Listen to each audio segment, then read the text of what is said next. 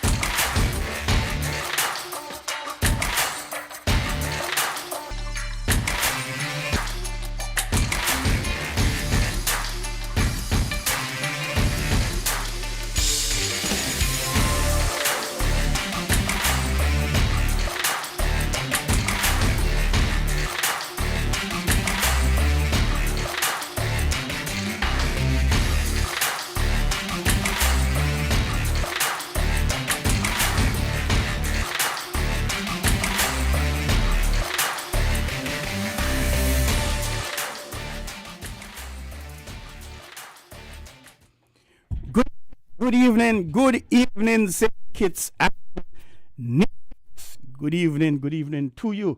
Another beautiful Tuesday here in the Federation of St. Kitts and Nevis. We had some rain today, I think, especially in SP with the best be. Yeah, we had some rain, and the place is nice and lush and green. It couldn't be better for Sugar Mass, for all them visitors who coming down to SK for Sugar Mass 53. We say good evening to my producer, Mr. Tough House. And but it's not only St. Kitts we're talking to. Good morning, good afternoon, good evening, good night to you wherever you are in the Leeward Islands, in the OECS, in the Caribbean. Hey, any part of the world, if you're in Mars or Neptune or Jupiter and you're hearing us, well, I don't know what time it is up there, but you got to fit one in morning, afternoon, evening, night. It must fit one of them, unless because they're so far away. They have a different zone. It's another wonderful night here, and it's a pleasure to be with you on the Ball, a weekly 2-hour sports program here on WINN FM 98.9 from 7 to 9 every Tuesday. And I'm your host, Troy Bif Mills. It's my pleasure and privilege to be here. And we thank you for taking time out to listen to us again this week. All the listeners who normally do, we have to say big up to you guys. Big up to like Eustace Hendrickson up there in Texas. Is it Houston, Texas? I think, yes, he's in Houston, not Houston. Yeah. Houston is the St. Kitts way of saying Houston, Texas. But the people normally say Houston. And the people like Monarch who spent some years up there, he used to say Houston. And we have Evie up the road up there by Bractor Shop. Good evening, Evie. How you doing, girl? Welcome. And why the guests them don't start showing up. And then who else? We have Montezuma over so in Mansion. Good evening, Mansion. Good evening, Montezuma. How are you, sir? And then we also have Curtis Cook down, sir. Good evening, Curtis Cook. Bye, Curtis Cook. But no, he don't back West Indies, so I can't say he furious. I can't say he furious at all. But good evening to you, Curtis Cook. And one or two people that call me, abuse me, why I gotta write down the names and say that they tune in and I don't heal them up. I can't remember. Well, next time, and you could WhatsApp me. But on the ball, we just don't bring you results and stats. We have discussions with national associations. We have discussions with athletes, administrators, coaches, even people on the street. We have discussion with the man on the street. We're here for you to share your views, make recommendations, critique, analyze, dissect sporting events and activities and results. And boy, I think a lot of people head hurting them with this West Indies thing tonight, you know why. And he catch me good and plenty, but I'm going to tell you about that a little later. And so far we've interviewed all the national associations in St. Kitts and Nevis, save and except the Handball Association, the Boxing Association, the Chess Federation, and who else? And I don't think we're going to get to them this year, God. We're going to have to touch them next year, God's spear. We're going to have to organize that. But tonight, we're having the St. Kitts Cricket Association in here. Well, I hope I don't get a bashing for them, eh? And I hope they don't get a bashing for the West Indies. Because, boy, West Indies, boy, I don't know, boy. But anyway, let's get back to the program. So we're having the St. Kitts Cricket Association. We're also having the St. Kitts and Nevis Weightlifting Association. And we're going to be having one of the gentlemen, our athlete, online. And we're going to be getting to that. But 460-989, the number to call. If you have any questions, any suggestions, anything you want to contribute to clarify, or you can send me a WhatsApp, 668-2055, 668-2055. And obviously, if you're outside St. Kitts and Nevis, you prefix that with 1869. And also, you can send me a WhatsApp. You can call me WhatsApp and we could go live if you're not in the position to call 466-0989, 466-0989. That's our direct number. So you can give us a call. So you have options, or you can go on Facebook or YouTube, and where the program is being streamed live. So you go Facebook, you go YouTube, and you post your comments, and we'll be able to get at them. Where do we start? Boy, we got so much things to talk about tonight. And normally, why do we normally say, boy, we got so much this, and boy, what happened? Even if it's a lady we're talking to, and why we don't say girl this and girl that. But anyway, we got a lot of things to talk about, a lot of things going on. Where do we start, boy? I don't know. I went to do some judging this afternoon. So we finished like after 5 and things like that. So I gone big and bad and boasting and mighty, saying I hope Kyle make his century. I make a century, boy. But not only that, West Indies lose the match. I saying, what stupidness people telling me? I believe I had the wrong year. So I gone looking West Indies versus Bangladesh 2024. I see this thing coming up, Bangladesh win by 100 and something. I said, Bob, if take your time and put in the right date, no man. So I take my time and I put in the right date. And he keep telling me the same thing, 100 and something, 100 and something. I said, well, I know, maybe this is the score. When I go and check, Bangladesh win by 101 runs. Could you believe that? Could you believe that? Bangladesh put some licks on West Indies. And this is the test when the first they rain out. Yeah, the first they rain out. They only get a little bit of overs, I think, on the first day. Bangladesh won the toss and they decided they're going to bat first, which I thought was very brave because of the rainy conditions and all of that. But Bangladesh bat first. They 164 all out from 71.5 overs. West Indies gone in and can't make 164. 146 was off all out from 65 overs. Okay then. Bangladesh gone back into bat. I said, good, well, West Indies going to skittle them out for a little next to nothing. Because the lead ain't much. The lead was what, 18? So I said, whatever they make you add on 18 and that. Why Bangladesh make 268? And I said, well, why 268 ain't nothing. That's a piece of cake. And, well, let me put things in perspective. Bangladesh made 164 in 71.5 overs. West Indies 146 in 65 overs. Bangladesh, why they must be take this thing for a one day, boy. 268 in 59.5 overs. Imagine Bangladesh made 164 runs in 71.5 overs. And they make 268 in 59.5 overs. Even without looking at the scores, that tells a message. The message was, make quick ones, declare, win the match. And the thing worked. West Indies 185 all out in 50 overs.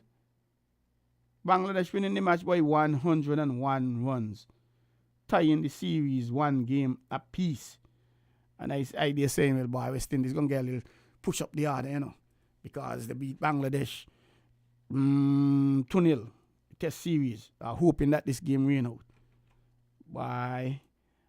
And from the Bangladeshi first innings, Islam batted opening here at 64. The only person above, Mehdi Hassan Miraz, the captain, he batted down the order. He batted at number 7, he made 36. In terms of the bowling for West Indies, Kemar Roach opening. He had 15 overs, 2 maidens, 45 runs, 2 wickets. Jaden Seals opening the bowling. He missed out on a fifer. Ouch! That got to be tough, man. 15.5 overs, 10 maidens. What do you mean by 10 maidens, boy, Biff? 10 maidens? Hold on, let me clean my glasses. Why, 15.5 overs, 10 maidens. But hold on there in all. 5 runs? You mean 15 overs, only 5 runs come off the man? So maybe they knock a 4 on a single and that's it? 4 wickets, so he missed out on a fifer. Shamar Joseph, first change. 15 overs, 3 maidens, 49 runs, 3 wickets. Alzari Joseph, second change. 14 overs, 3 maidens, 29 runs, 1 wicket. Justin Graves, Kavim Hodge, Craig Bradwick, them man ain't touch a pad. I realize they use Kavim Hodge game and over too. And it looked like no matter what they do. Well, this time he got 4 overs, 14 runs, but he ain't touch a pad. Now West Indies went into bat, and I dare saying, boy, Kyle, boy, yeah? We going good. Kyle got you with the century this time. Boy, come like I had a couple to drink, boy. Kyle gone first, 25 for 1. Louis back in the pavilion after 12.6 overs. He made 12. Craig back with 29. Casey Carty batting at number 3, 40. Why nobody else reached double figures? Why? Oh, yes, extras. Extras reached double figures, 14. And we have Naid Reina, first change, 18 overs, 1 maiden, 61 runs, 5 wickets. Boy, that's a lot of batting here, boy. Hassan Mahmood opening, 11 overs, 4 maidens, 19 runs, 2 wickets. Taskin Ahmed, the other opener, 14 overs, 7 maidens, 20 runs, 1 wicket. Taijul Islam, the second change, 17 overs, 7 maidens, 24 runs, 1 wicket. And Mahida Hassan Miraz, the third change, 5 overs, 1 maiden, 15 runs, 1 wicket. That's the end of West Indies there. The first innings, all out 146 for 1. And we go back in now. Bangladesh gone back in second innings, boy, in 50 overs, boy. 59.5 overs to 68 all out. Shadam Islam, the opener, missed his half century. He got 46. And Maendi Hassan Miraz, the captain, batting at number 4, he was 42. And boy, this got to be tough. Jaka Ali Higiasa and Mickey Louis special, so to speak. He was 91 from only 106 balls. Somebody tell this man is Tessie playing now one day. He look like he's the man who is responsible for turn up things. Turn this test match into a one day thing. So he missed out the 91. And in terms of the bowling for the Windies, Jaden Seals, 1 for 46 from 13 overs, 3 maidens. Alzari Joseph opening the bowling, 3 for 77 from 1 over with 1 maiden, 15.5 overs. Shamar Joseph picking up a 2 for 80 from 12 overs. Justin Graves, 8 overs, 1 maiden, 20 runs, 1 wicket. Kavim Hodge, 1 over, 4 runs. He ain't touch a pad. Kemar Roach, 10 overs, 36 runs, 3 wickets. So West Indies got 279 to make, to 280 to make to win. West Indies gone in go back. My word, boy. 185 all out. I saying, well, good. Kyle got the opportunity to go from 97 in the first test to his 100. And the latest score is West Indies 23 for 1. Mikhail Louis back in the pavilion after 4.2 overs. He made 6 from 12 balls. I don't know what the challenge is. But anyway, Craig Brathwaite, he missed out on a half century, 43, and he really needed it. Because I saw some scores for him somewhere around. And I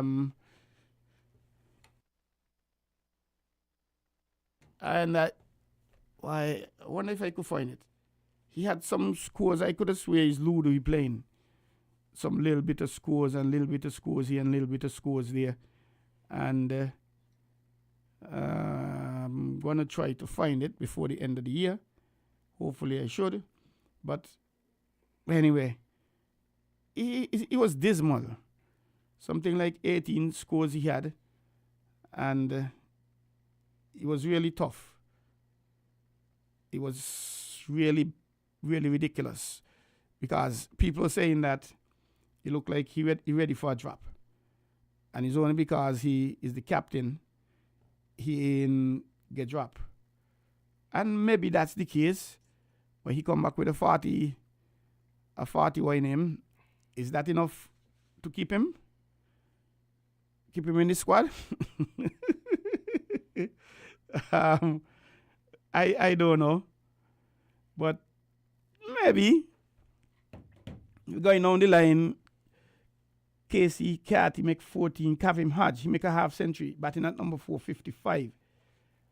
And Justin Graves 20, and that was the end of that boy. And Tajul Islam, he pick up a 5 17 overs, 5 maidens, 50 runs, 5 wickets. 2 wickets went to opener Hassan Mahmood, Taskin Ahmed, 2 wickets, 1 wicket for Naid Reina, and the captain Mahdi Hassan Miraz, nothing, ain't touch a pad. So Bangladesh coming back and winning the match and drawing the series, tying up the series. Could you imagine that? Tying up the series. West Indies ranked number 8 in the test rankings. Bangladesh ranked number 9. And this is as of the 2nd of December, which was yesterday. So this match ain't in the ratings yet. So maybe they might stay in the same position. Number 1 is Australia. They played 30 matches with this World Test Championship. India, second, they played 33. South Africa, 3rd. England, 4th. New Zealand, 5th. Sri Lanka, 6. Pakistan, 7. West Indies, 8. Bangladesh, 9.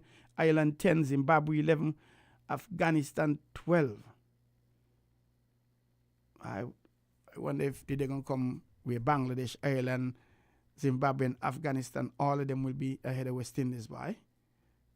I don't know. Let's hope not. But anyway, back to things, what's happening here. We now getting ready, and again, the St. Kitts Cricket Association, they should be here to talk about the 3-1 matches. ODI is happening next week in St. Kitts and Nevis. Sunday, how is it? Sunday the 8th, Tuesday the 10th, Thursday the 12th. What's going to happen, I am not certain. But the action is going to be there, and we are going to see how that works out. What we're going to do, we're going to take a little break, and I'm going to make sure my guest is comfortable and ready to go. And then we are going to come back. Don't forget, you're listening to On The Ball here at WINN FM 98.9. Sports program every Tuesday night. And from 7 to 9. So we ask you to stick and stay, don't go away.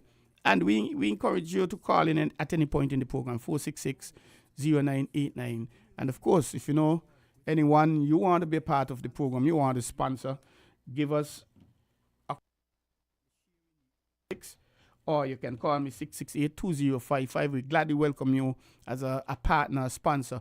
However you want to work it. We are here to serve you. We are here to satisfy you. So we give you what you want. So let's have a discussion. Stick and stay. Don't go away. We'll be right back.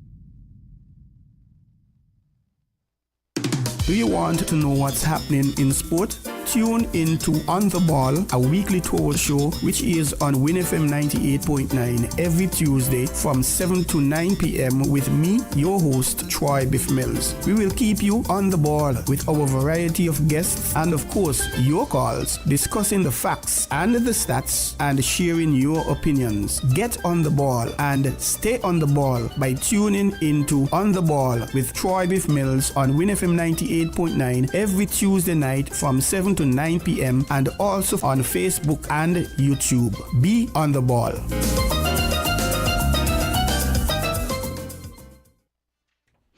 Welcome back.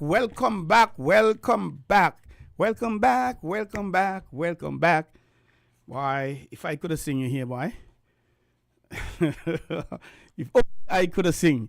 If I had to sing to get children, I had to sing to get a lady, I wouldn't have got a woman in my life, boy. But we're back, and we're going to be having someone logging in on YouTube. He's going to be joining us on YouTube, so we're just giving him a few minutes to get his act together. Forgive me, not YouTube. My producer here watching me say, boy, Biff, you look like you had something. When you went on a break, you bang on one a big stiff one. No, he's going to be logging in on Zoom. Yeah, so we're going to see him coming up anytime just now. So we're going to, while we wait for him, well, his other half is in the studio already. We won't tell you who he is. But let's go to the St. Kitts and Nevis Olympic Committee. They had their annual general meeting last week, Thursday, and they had elections for the next quadrennial. That's the next 4 years. And, boy, some serious politics, boy. This almost was the national elections. And let's see how the story, let's start at the beginning. You had to send in nominations. Well, now, let me start a different way. There are 12 national associations in the St. Kitts and Nevis Association, and we're just waiting until the youngster join, and as soon as he joins, we'll go straight to him because we know where he is. It's chilly, it's cold, and he's in with us yet, Mr. Producer? No, we're still waiting on him. So there are 12 national associations. We have SCAVA, St. Kitts Amateur Volleyball Association. We have Basketball Association. We have St. Kitts and Nevis Athletics, Track and Field, Swimming, Aquatics, Football, Table Tennis, Handball. Did I say basketball? Basketball and boxing. Boxing, they're on suspension. Not by this the IOC, in the International Olympic Committee, they have suspended the International Boxing Association. They have some issues up there who should be governing boxing, IBO, International Boxing Organization, International Boxing Association, International Boxing Federation, and ICC. Hey, y'all cool out in the car and go sort out y'all politics and come back. I think they're working on having a new international boxing I don't even know what word to use. Boxing entity. International. So until it is done, boxing suspended at IOC, and it trickles down. So here in SKNOC, boxing is also suspended. Now, they can go about doing their thing. They could have training, they could have camps, they could do whatever. But it's just that they can't come to the SKNOC meetings and can't get any support, etc., etc. So there were only 11 national associations. By the 15th of November, you had to make nominations for 9 positions: president, vice president, secretary, treasurer, assistant secretary, treasurer, and 4 executive members. There are 10 members on the executive. 1 is an automatic seat for the athletic commission. The athletes meet, they sit down, they decide, we want Biff to represent us, etc., etc. And I think there are criteria. So, Ms. Virgil Hodge, she's the athletic rep on the SKNOC. So come the 15th, nominations. President Freddie Knight. He was the only nominee for president. So even before the elections, he don't win a seat. Vice President, Mrs. Jennifer Nero. She was the only person nominated. So before the election, she don't win a seat too. I never see such easy elections before. Secretary General, Glenn Jeffers. Before the elections, he's the only nominee. He won a seat. Treasurer, Glenn Quinlan. Same thing. He won his seat before the elections. He's the only nominee. Now, Mr. Leroy Green, he is the incumbent as the Assistant Secretary Treasurer. But Ms. Tichelle McLean from the St. Kitts Nevis Football Association, she went up against him. So we had to vote for that. And the other four executive members, Mr. Stanley Jacobs, he said he was unavailable. Mr. Clyde Bacchus, he wasn't on the list. I don't know if he was unavailable or not nominated. I don't know. He wasn't on the list. Mr. Lester Hanley, he said, well, yes, I'm still interested. Mr. Timothy Morton, and these were the four incumbent, and Timothy Morton, he was the incumbent. He won his seat just a few weeks, 3, 4, 5 weeks before, by virtue of the fact that after the late Alfonso Bridgewater passed, Dennis Knight, he was elevated unopposed to the president. He was the vice president, and that created a vacancy at the vice president role.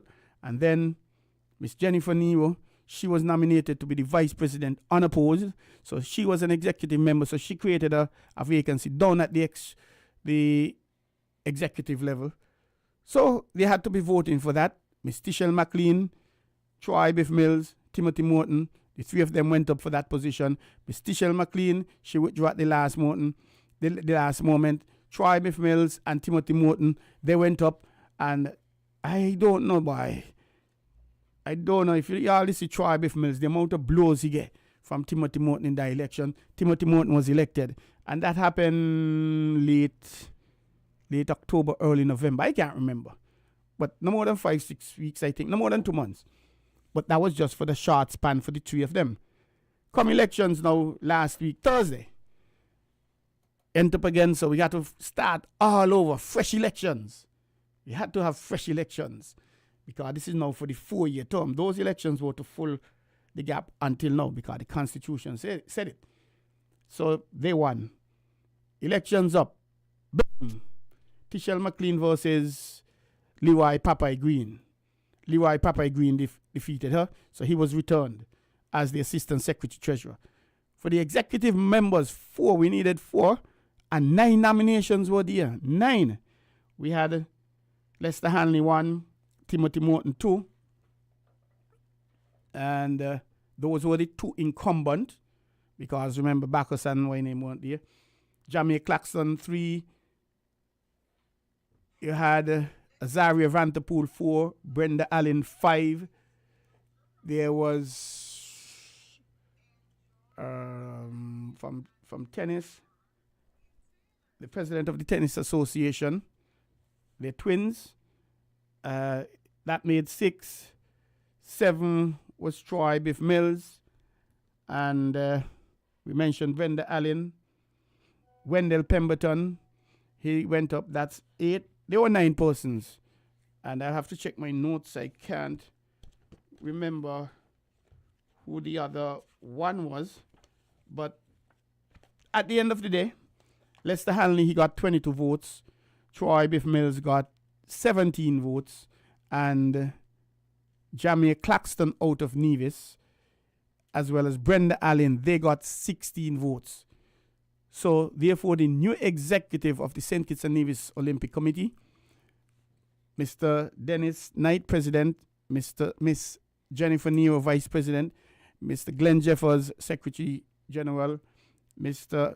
Glenn Quinlan, Treasurer, Mr. Leroy Green, Assistant Secretary General, Treasurer, the executive members, Mr. Lester Hanley, who was returned, Mr. Troy Bif Mills. He's on the committee, the SKNOC, for his second stint. He was back there in 1993, 94 or thereabout. Miss Brenda Allen, I think it's her first term on it, as well as Mr. Jamie Claxton out of Nevis, the Director of Sport, who's also the Assistant General Secretary for the St. Kitts and Nevis Football Association. He is on as well his first stint. And Virgil Hodge, the athletic rep. So that's the 10-member committee of the St. Kitts and Nevis Olympic Association, a committee, SKNOC, St. Kitts Nevis Olympic Committee, and we're still waiting for our guest to show up online on the Zoom, and he should be coming in anytime now. So just after this, we're going to go to him. So I say congratulations to all the members of the St. Kitts and Nevis Olympic Committee, those who have been returned unopposed in the first instance, and those via the way of the elections, and especially those who are serving on the committee for the first time, the St. Kitts and Nevis Olympic Committee for the first time. Our term of office, however, takes place from the 1st of January 2025. So we have another, today is the 3rd, we have another 28 days before we actually become active, as it were. So similar to the US elections, where they have elections in November, but President Trump only takes over from the 20th of January. And I like that system. It allows for some transition. Rather than a cut clean to the election tonight, bam, you're out tonight and your executive in tomorrow. But I like that transitional period thing. So congratulations to all the members of the St. Kitts and Nevis Olympic Committee. And we are going to be working towards the next Olympics, which is in 2028 in Los Angeles, California. And that's 4 years from now. But when you look at it, half a year done gone, because Olympics normally in August, June, July, August. So it's going to be 3 years and plus. But we have a lot of work to do, and something that we will have to work hard to correct. In the history of St. Kitts and Nevis attending Olympics, we've never had, this year was the first year we've never had an athlete qualifying for the Olympics. We didn't have any athlete, any event making the minimum standard, A and B, I think it is. We were, however, given 2 universality positions. We got Troy Nisbet, who went swimming, and the young lady, I forgot her name. So hopefully we'll be working now towards ensuring we have some athletes making it, booking their names to the Olympics. Now we're going to go to Studio 2, and we have with us a gentleman, and we have with us on Zoom another gentleman. But let's go to Studio 2 and say good night, sir. Welcome to Ball here at WINN FM 98.9. Good night, good night, good night. Good evening. Oh, yes, we have the gentleman on Zoom. Good evening, sir. Let's start with in the Zoom. Could you tell us who you are, sir? What you're here, why you're here, what you're about? So my name is Virgil Liebert. I recently competed in Barbados for a weightlifting competition representing St. Kitts and the St. Kitts Nevis Weightlifting Association. Oh, that's wonderful. Thank you. We'll get back to you, sir. Don't go anywhere. And now we go to Studio B and have that gentleman there tell us all about himself. Yeah, Alistair James here. I'm the technical director for the St. Kitts and Nevis Weightlifting Association. And we were well represented in the over the weekend in Barbados. Now, glad to hear. Is this the first time we're entering that competition, Alistair? Yeah, it's the first time. Well, and what was the competition? It's weightlifting competition. It's like the Olympic lifting competition, like they see like in the Olympic Games. That's Saturday. They had the snatch and the jerk and clean. Those were the 2 major lifts that we competed in. And if you go to like the Olympics Games, those will be the 2 lifts that we compete in.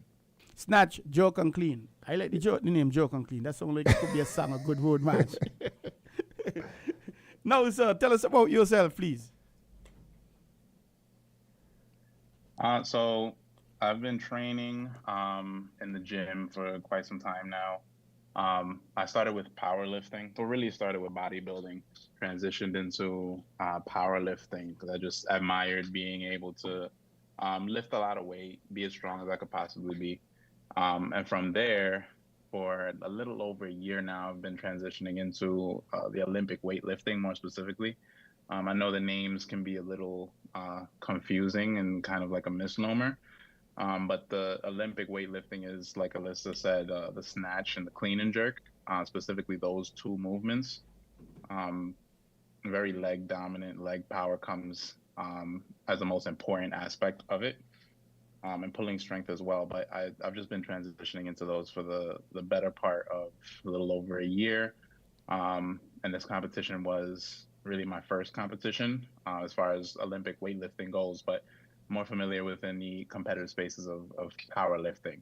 Um, but definitely enjoying the weightlifting at the moment and just continuing to get stronger and be able to perform better in the future.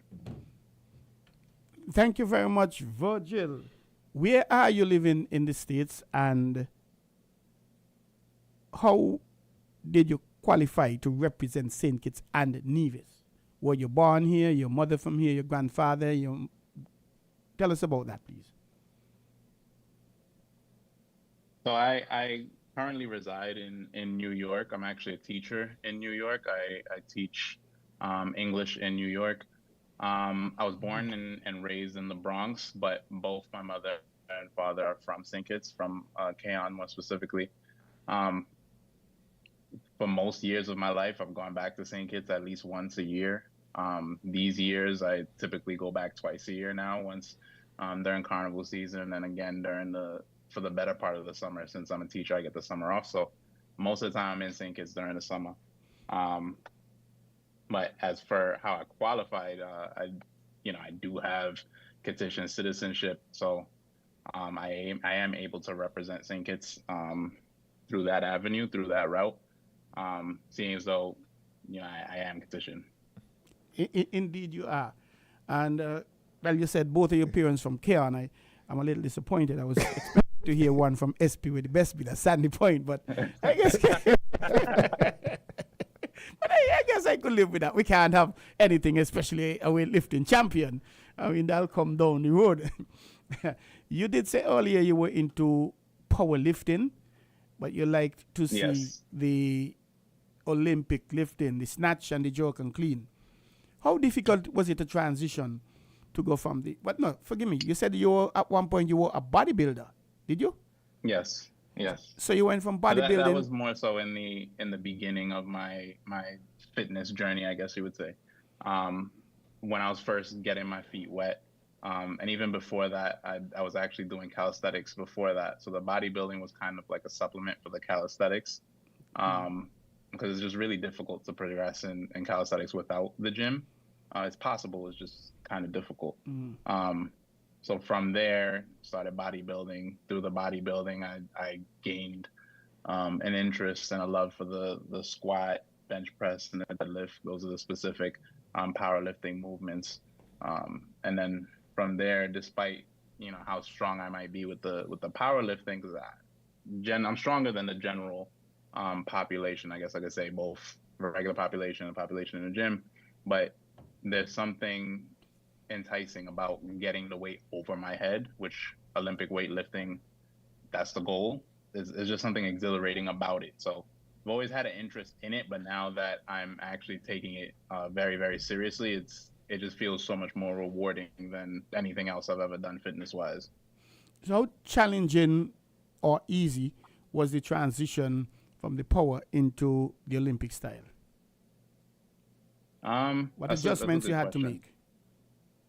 As far as adjustments, most of my strength is very leg dominant, so the transition in that sense wasn't too bad.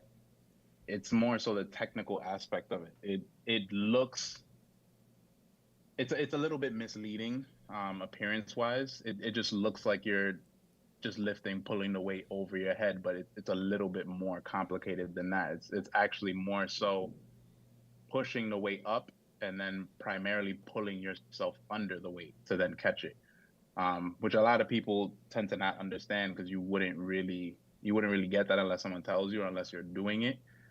But that shift in thinking of just pulling the weight up, because the name is weightlifting, you would think you just pull it up and put it over your head, but you're actually pulling yourself under. It's more like a get under the weight type of situation, as opposed to just purely lifting the weight. So as far as that transition and the difficulty with it, I have the strength. I have a lot of strength. And even during the commentary for the competition, a lot of people were commenting on how I should be able to lift more based on how everything was moving that day.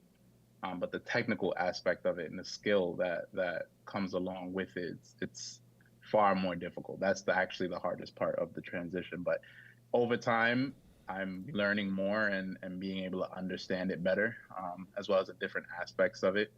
But yeah, as far as the difficulty with the transition, I would say it's more so understanding the technical aspect of it. I watched a bit of it, and I realized there are some persons there. How tall are you? I am I'm 6 feet. I'm laughing at it because the doctor always tells me I'm 5'11" and 3/4 of an inch, but let's just say 6 feet. 5'11" and 3/4. Okay. But I was watching bits and pieces of the competition, and I saw some weight lifters, a few of them shorter than you, and Yes. they're not as, how should I put it? They're not as big as you are. Yes. So does that mean you'll have an advantage? Is it an advantage us being shorter, slimmer, or doesn't make any difference? Because you mentioned the technique. It does actually make a difference. It's actually the reverse. It's actually the opposite. Because I'm a taller lifter, it's actually harder and more technical for me to be able to get heavier weight up. Simply because I have a longer distance to make the weight travel. So when you are a shorter person, it's still difficult. And I don't want to discredit that. It's still extremely difficult.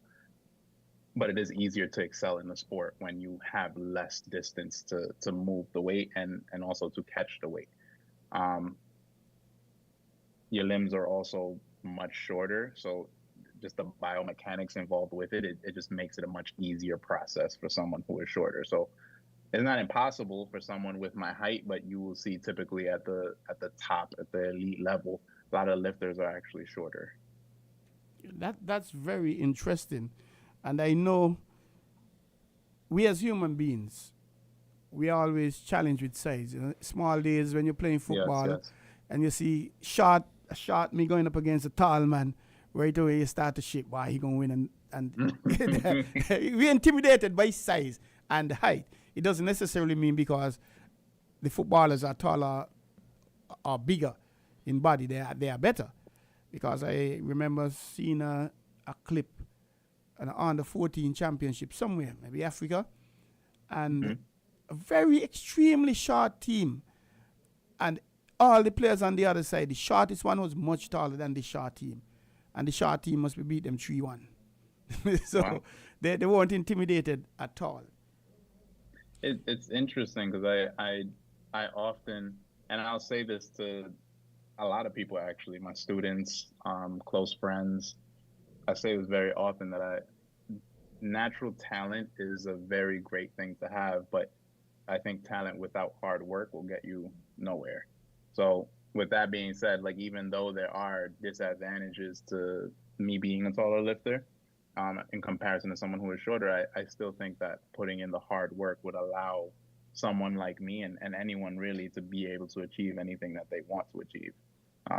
Because despite what I'm saying, that typically you see shorter lifters, some of the, like one of the top athletes right now for our generation, he's a taller individual.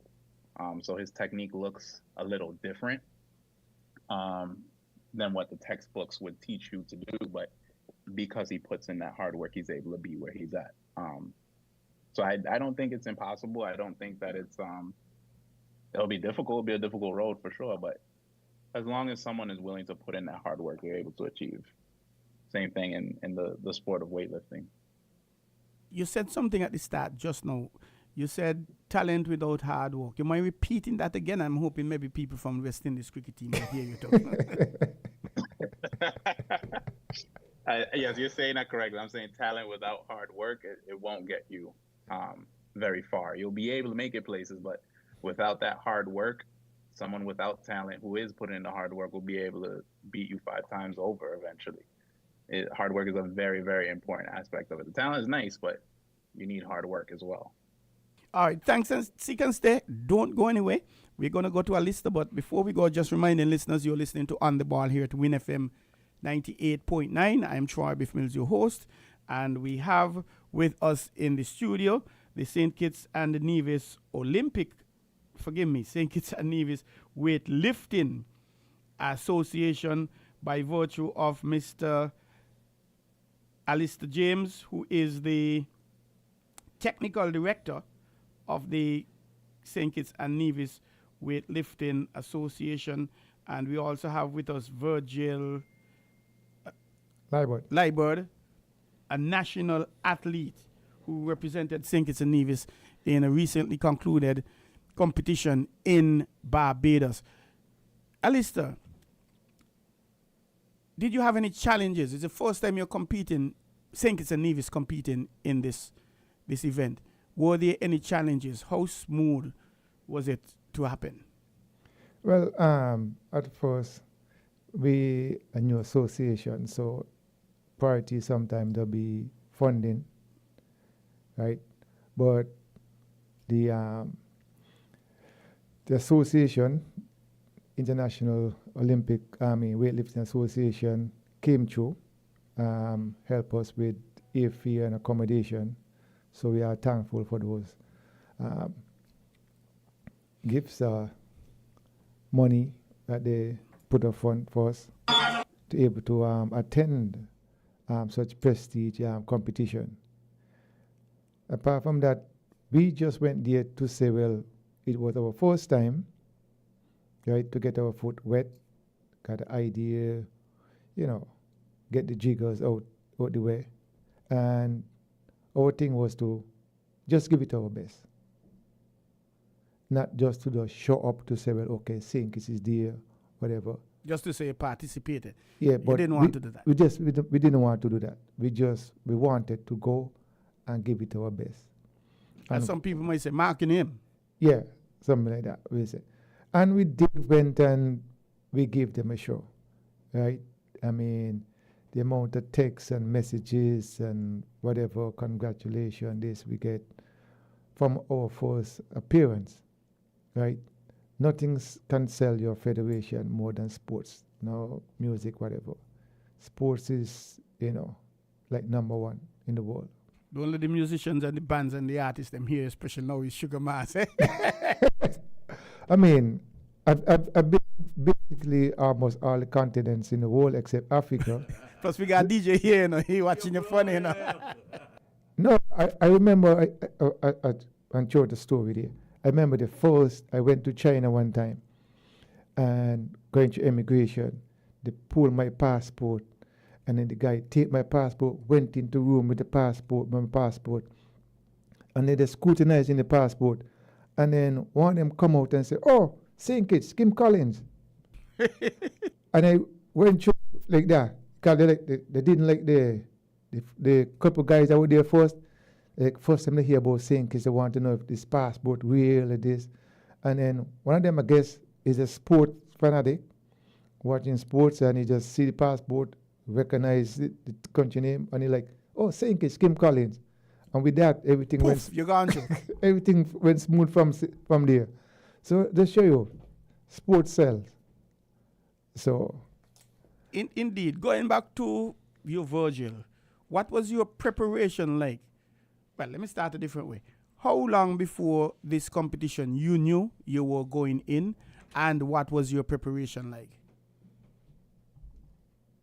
So the interesting thing about that, I've actually been asked this before, but the interesting thing about that is the way I train, because I'm essentially coaching myself at the moment.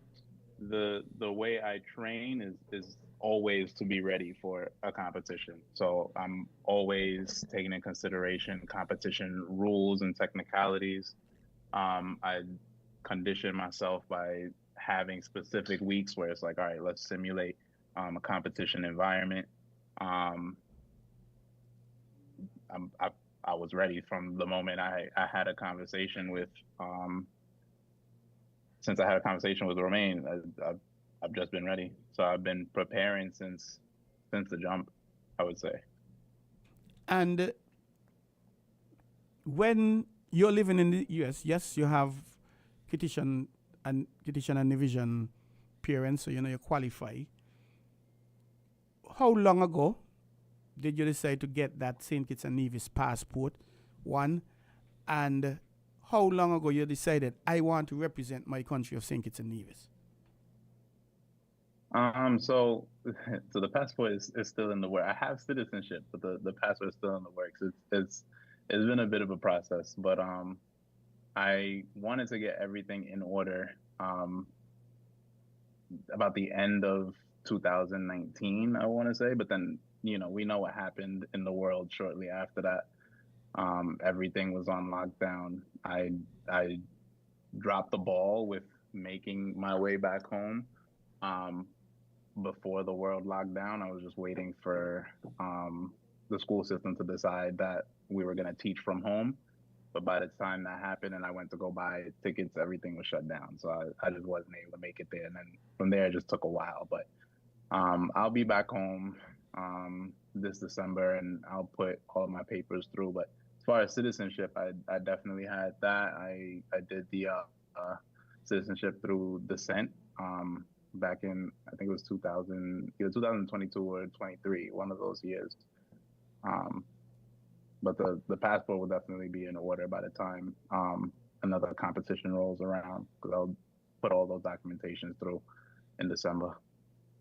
Well, forgive me. I think that, and thank you for answering, but that wasn't the question I meant to ask, and I probably should not have asked it that way. What I meant was in terms of, you touched it, the citizenship as opposed to the passport, because the citizenship would come first and then the passport. So that was what really I was referring to when you got it, but you answered it, and my apologies again for asking that way.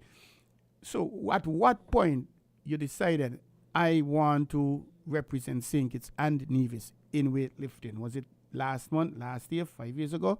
When was it? And what caused you to come to that decision? So I don't remember the exact time it happened. It was sometime. It had to have been sometime last year. Sometime before the summer. It was probably like somewhere in the end of spring. I was having a conversation with an athlete that I was coaching at the time, coaching him through powerlifting, and I was having a conversation with him about St. Kitts, and we somehow got on the topic of the Olympics, and he had asked me how many medals St. Kitts had won in the Olympics, and I had to tell him we haven't won any yet, and that conversation with him kind of inspired me to make that a goal, or at least make it to the Olympics as a goal. As far as making a medal, despite that being a dream of mine and a dream for any athlete, I would imagine. I don't know. I have to be realistic with myself, but making it to the Olympics and being able to qualify for that is definitely on my mind incessantly at this point. And that really motivates me. And I just want to be able to of course, wouldn't be the first one to do it. Many of us have done it already, but I would like to continue putting St. Kitts on the map, especially since St. Kitts is such a small country. I want to be able to show, like, despite the fact that we're so small, we're still powerful, And that is actually wonderful, because over the years we have only had representation in track and field at the Olympics. Yes. Save and except for this year, when we had France, we had a swimmer in the Olympics.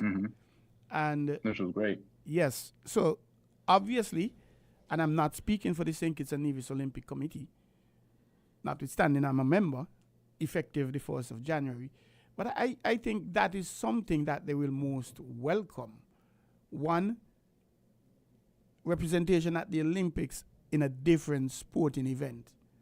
And I know a few years ago, when it comes to competitions, national, and I've mentioned it in Olympic meetings, when we have general meetings. I'm the president of the St. Kitts and Nevis Table Tennis Association. So once I go to meetings in that capacity, I have mentioned it, that we as Kittitians and Nevisians, we need to look at the possibility of having individual athletes, individual sporting events, so to speak. When you look at football, when you go for a football competition, it's like 30 people going. 25 Mm-hmm. players and 5 admin and coaches, etc. With lifting, you went and there's one. And the manager on table tennis, you could have one, sometimes you have 4, it depends on what. But things like archery, where it's an individual event, and you could have team events as well, but you're not going to have 30, 40 people, and shooting, and these sort of individual equestrian, the riding the horses thing, where these you have a lot of individual events. Perhaps we need to step back and look at these things. Yes, we've had one athlete here and one athlete there represented us at the Olympics, but individual sporting events, that is perhaps something that we need to look at. And it's a good thing that you're into the weightlifting, which is an individual event, so to speak. So that is tremendous. Now you arrive in Barbados. First time to Barbados? Yes, that was the first time. Okay. So you arrive and you meet up with a lister. You're now going to set up yourself. When you're checked in, walk us through your mental preparation. You're in Barbados and you've been thinking about it home, but you're now on the ground. Hey, I'm in this competition. I'm representing St. Kitts and Nevis. Walk us through your mental processes, please, just before you went on stage for the first time. Not when you're on stage, just when you're going on stage for the first time. Without on stage as yet. The day of, you're saying.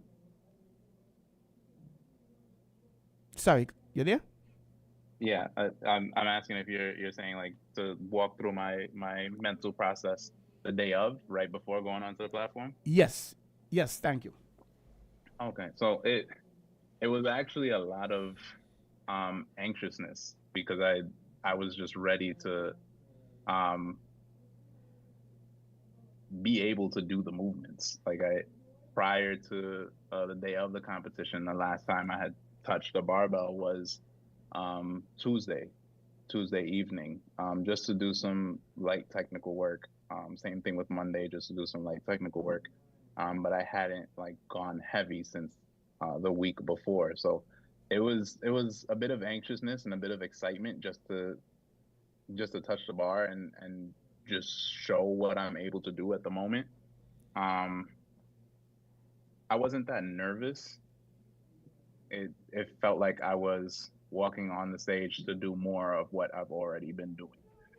Because like I said earlier, I'm always in the mindset of my lifts should look like what they need to look like on the platform. Even though I'm in the gym and in a relatively casual environment, they still need to look like what they should look like on the platform.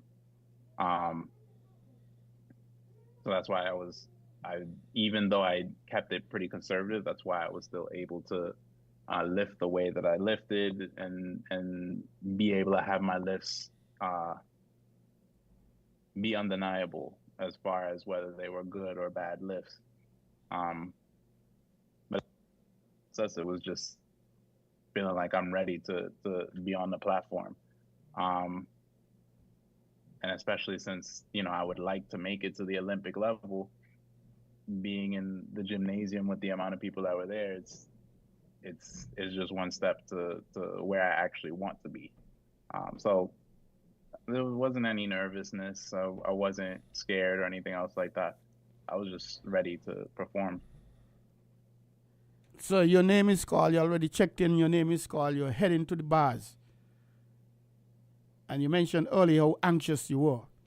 Now you're there and you're going through your routines. Hey, this is my time now. Mm-hmm. What was the feeling? What number did you had to lift?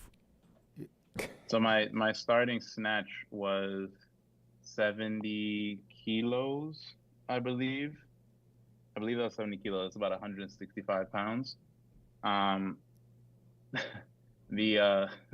The thing that was running through my mind was actually like trying to remind myself to use the chalk, because before then I've never used chalk in my training ever. It's supposed to help with your grip, but I've never had grip issues. I've been able to move over 500 pounds without any issues with my grip. But I was just trying to remind myself to use the chalk. That's interesting. And I'm laughing because looking back, I actually walked right past the chalk table because at the same time I was also excited to finally lift what I had planned to go there and lift. Um, Going back the second time, if anybody that was watching, you'll see me laughing on my way up because the individual that was coaching me that day was reminding me like, take the chalk this time. But walking up to the stage, that's what was going through my head because I really did not need to think about the lifts too much during training. That's when I'm more so in my head and thinking incessantly about what I need to do. Like my legs need to move back at this moment, or my knees need to move back in this moment. I need to make sure my arms aren't bending. I need to, drive through the floor. I need to make sure I'm not in extensions too long. Like all these things are running through my head during training. But when it comes time to perform, I've been so dialed in and so on top of myself with my technique that it's now the moment where I can just do. I'm not really thinking about much because it's now become second nature at that point. How many in what was the first event? The snatch or the clean and jerk? Yes, the snatch. And how many athletes were in that, in your division? In my weight class, there was only one other athlete. I was in the super heavyweight weight class, the 102 plus. During the competition on the stream, they had us under 109 plus, with the weight class is 102 plus. But there was only one other athlete in my division, in my weight class. And how many times is it the case where, okay, you lift 70 kilograms now and then you're up and up and up until someone is out or both of you out with somebody doing 83 and the other one only making 82? Say that again? The process to determine the winner. Mm-hmm. You start at 70 kilograms, you said? Yes, I started at 70. And do they go up in regular increments, like 70 to 75 to 80 to 85? How do they determine the next weight? Oh, so there is an automatic increment of I believe it's 1.5 kilos. There's an automatic increment, but after every lift, you or your coach goes to the table and declares the weight that you want to attempt next. So if you don't declare a weight, it's the automatic 1.5 increment jump. But if you do want to do more than that, you can. It's less of a you need to lift this weight, and it's more so that I want to try this weight. Could you lift less than the increment? You mentioned 1.5. Could you say, well, hey, I only want to lift one increment more? No, you cannot. If you decide that you don't want to do the lift, once you have a lift on the board, once you, like, let's say you make your first attempt and you feel like you can't do anything else aside from that, or you just don't want to, you don't have to. You can just choose not to go back on the platform. And then when the clean and jerk starts, you can jump into the clean and jerk. But if you decide that you want to do less than the 1.5, that's not allowed. So you started at 70. How far did you get to? I went up to 90 kilograms. So that is, I think, 198 pounds, if I remember correctly. And what's your personal best in the snatch?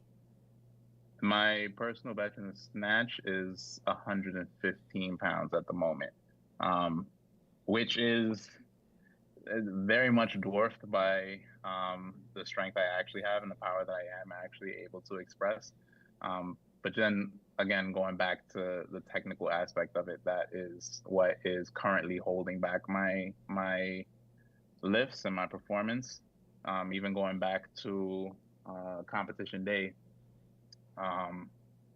what I was actually performing is what you would call a power snatch, where you don't allow yourself to sink into that bottom position after moving the weight, which was a intentional decision by myself because my catch in the bottom, I'm working on it at the moment and definitely getting better at it, but I did not feel confident in the moment that I would be consistent because in training I haven't been all that consistent.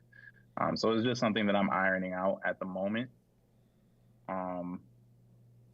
Yeah, the most that I lifted competition day was 198 pounds for that 90 kilograms.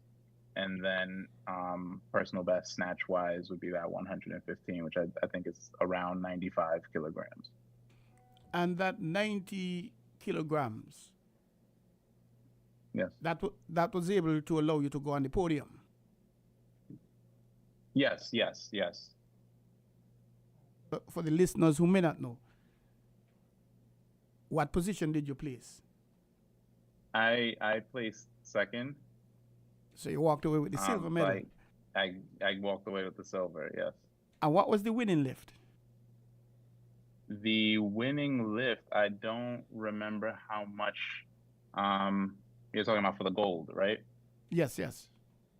I don't remember what his snatch was. I do remember that his clean and jerk was, I believe, 165.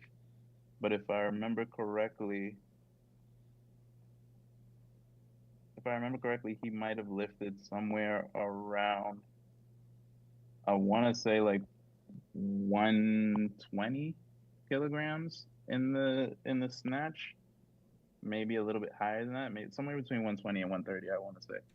Okay, so, and that would have been your first medal representing St. Kitts and Nevis, a silver. Yes. How did you feel? Yes. I felt good. I tend to be a bit hard on myself because I feel like my work is not done. I feel like my work is just beginning. But I definitely need to take a step back and recognize that it is still an accomplishment, regardless of if I feel like I need to do more or not. It is still an accomplishment. I do need to recognize that, but I definitely feel like the work is just getting started. I'm definitely not done. Hold a sec, I'll get back to you. Let me go to Alistair. You're watching him, Alistair. What's going through your mind? Well, like I said, one of my main mission was to go and compete, and not but just he's now on and he's getting ready to lift. Yeah. So I had confidence in him, right? So my thing was like, don't mess up, because although you can lift the weight, you can slip, some simple mistake can happen, and just like, running any other sport, false start, whatever. So it's just like, okay, let's get this first one out the way, first lift. And after he lift the first one, I like, okay, it's an easy thing. He got it down pack, and we're going from there. No, he's lifting and the competition is going on, and it reached the stage now that he is now contending for the championship, as it were, the final stages where he could either go on for gold or he's going to settle because of the weight for the silver. So he lifts and you realize he has the silver or whatever, however it was done. How were you feeling at that point when you realized he had the silver medal? Well, to be honest, I felt proud because knowing that it was our first competition, and we did compete and not only, just show up. Participate. So I felt real proud. I'm like, yes, we did something. And it's like, okay, this is step one. And next year, the year after, we got step two to, accomplish. Our goal at the end of the day is to get on the highest stage, which is Olympics. And apart from being Olympics, going to Olympics, we want to probably go to like Commonwealth Games, different games where we showcase, and he got other athletes and put St. Kitts on the map, not only for track and field but also weightlifting, right? So we right now in the works of getting the calendar for next year, and see how much event we can compete in next year.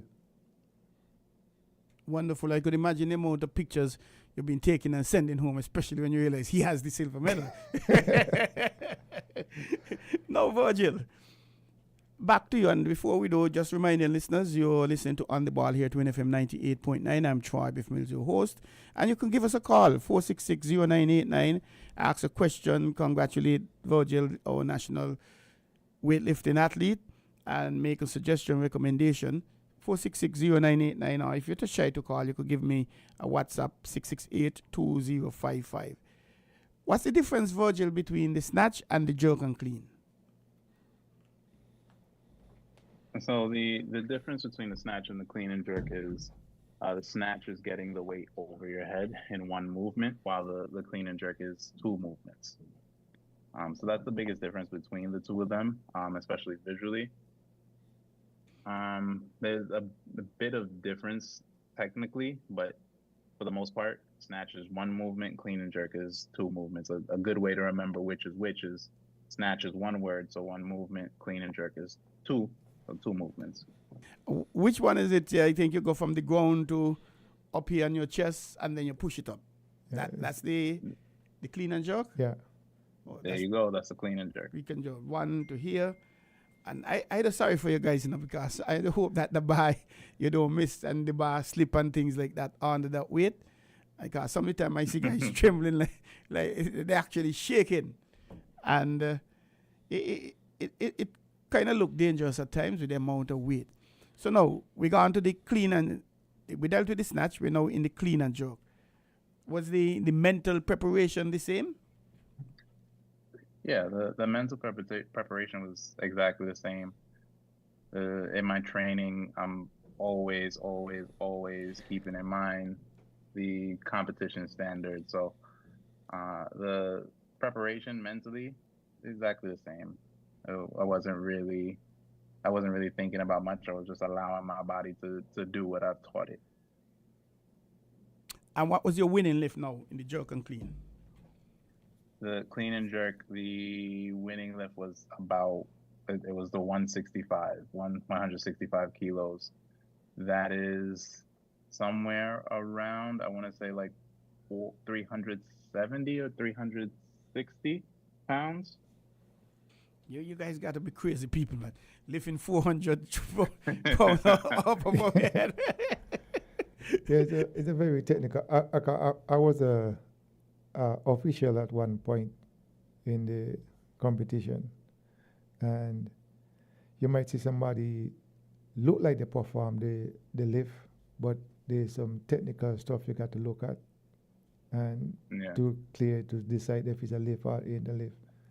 So sometimes you might see somebody lift and it look like, okay, that's look like a good lift. But if you don't have the technical thing down pack, it could be a waste lift. And Virgil, what was your lift for the silver medal? My clean and jerk was, I believe, 120 kilos. That is 283 pounds, I believe. And what is your personal best? My personal best is 295 pounds. So that's around, I think, 130 or 131, 134 kilograms. And by virtue of having placed second in both events, it meant that you were second overall. So you would have come back home with, well, I say come back home, you would have gone back to the States with 3 silver medals. First competition. Three medals, one for the snatch, one for the clean and jerk, and then one for your total. So I guess you could say overall, yeah. So I saw some pictures with you boasting off, as we saying showing off with your 3 medals. And by right, nothing wrong with that, because it's the first time you're competing for St. Kitts and Nevis. And to enter a competition, any competition, and walk away with 3 medals, 3 silver medals, that's always a tremendous feat. But what is next for you? So the next thing for me is to jump right back into training. So I've gotten, the Barbados team is amazing. They've shared a lot of knowledge.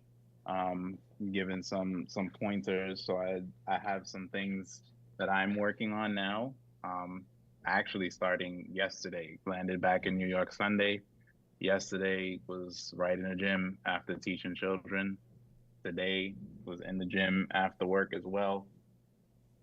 For me, is just getting right back into the training, working on what I know I need to work on, and then whenever the next competition calls, I'm there. The temperatures, the hot and warm and cold and in between spring and summer and winter, right now it's the colder part of the season. Hmm. How much, if at all, does that affect your training? It it's we joke around and we say in New York you experience all 4 seasons in a week, but it's more of just an inconvenience and an annoyance than anything else. I've been training for years in the cold, in gyms that are heated, and some gyms that don't have heat, gyms that don't want to turn off the AC or the fans. So I'm used to the change. It doesn't bother me too much. But I will say that training in warmer conditions, especially island conditions, it definitely helps with the recovery, which is essential.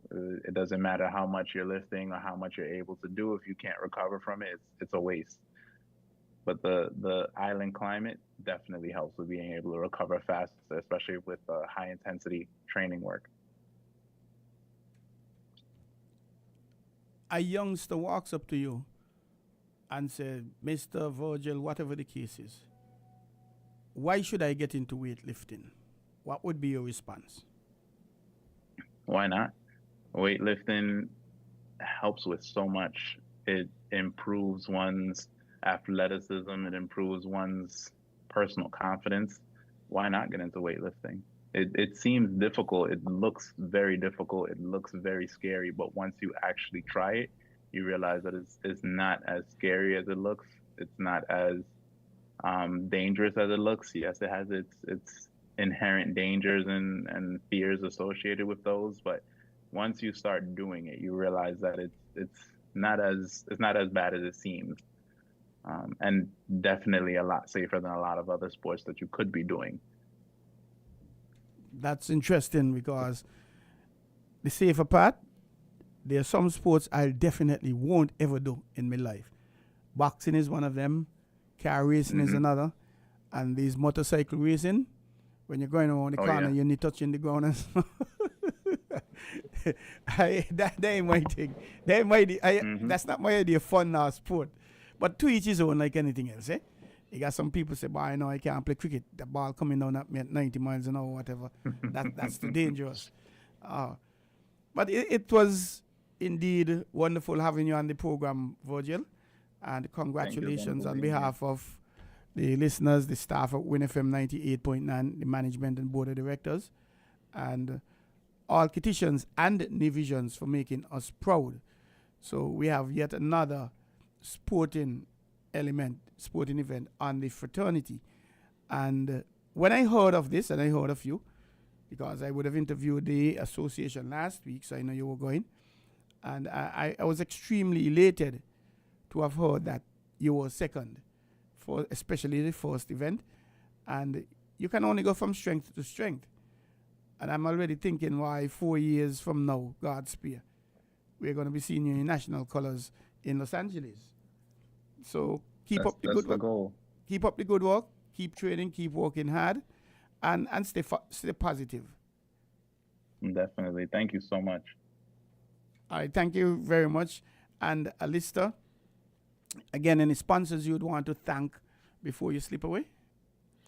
Well, like I said, the NOC helped us with some stuff, and when we were leaving, so I want to thank those, St. Glenn Jeffords, for last minute helping us out, and also the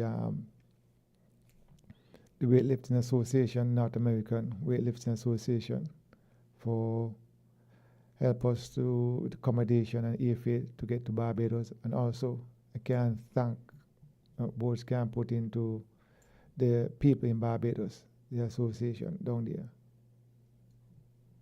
You know, they went way and beyond to make sure we were comfortable. I mean, Andrew, the president, may he go way back. So we get down there, we talk and whatever, and put me on to who to talk to, get this done, get that done. And it was a blast down there, right? So I'm looking forward to going back. But maybe not me going back, but Sink is going back to Barbados next year for the same games.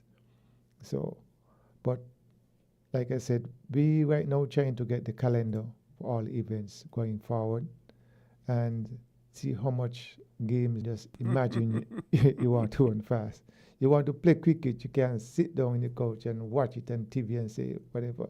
You got to play cricket if you want to, be a good cricketer. You want to run fast, you got to run.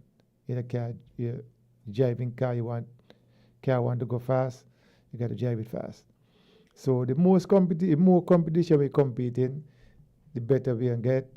We want to get more athletes.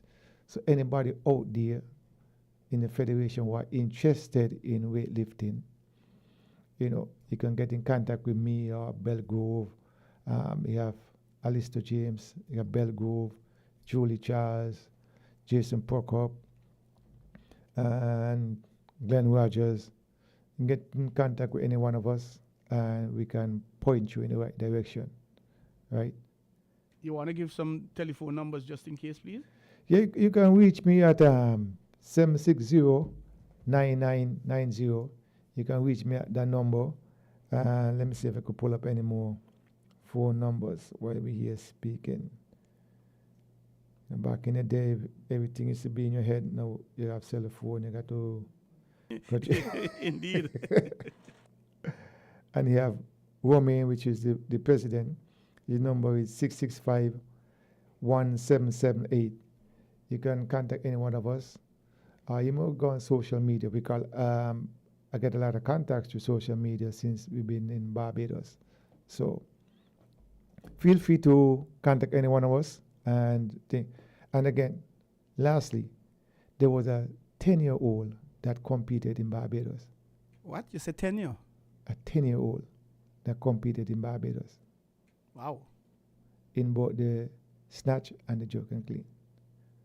Just to show you the idea that we have that, you're too young to do this, you're too young to do that.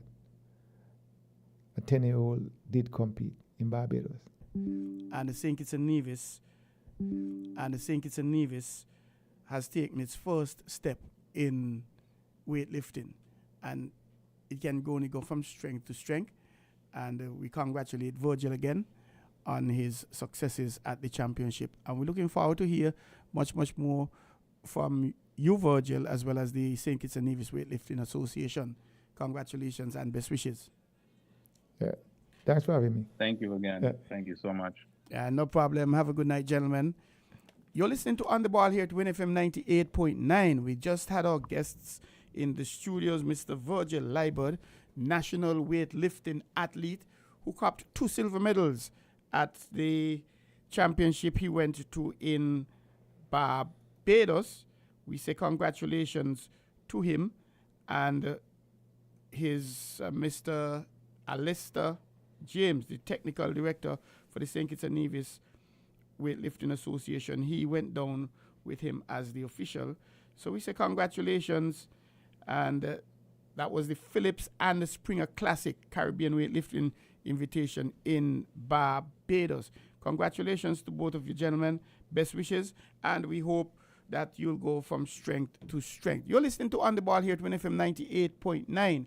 Stick and stay. Don't go away. We will be back with you in a second. And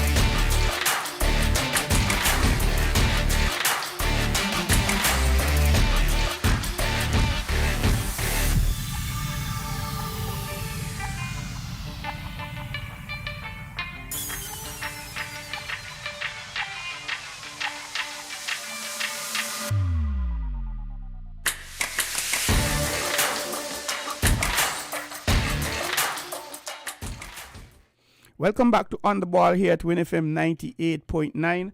I am Troy Bif Mills, your host. We just had with us the St. Kitts and the Nevis Weightlifting Association.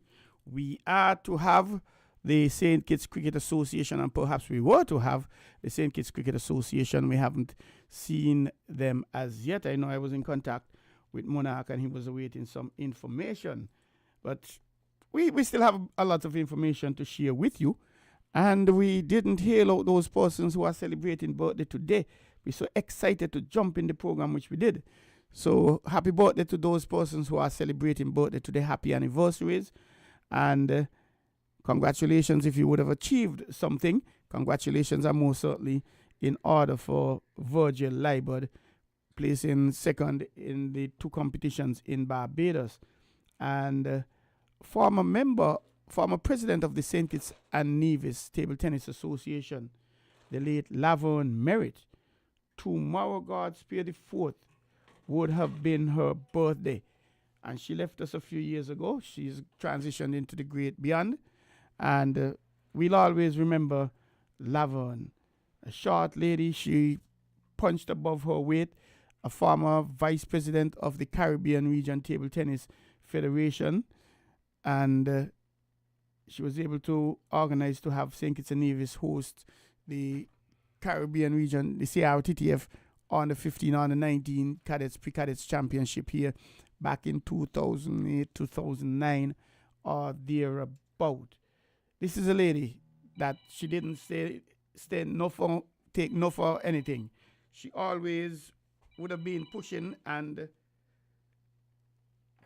fighting. She didn't take no for anything. She just didn't take no for an answer. She believed that anything could have been true. And I really like that drive. And so her birthday would have been tomorrow.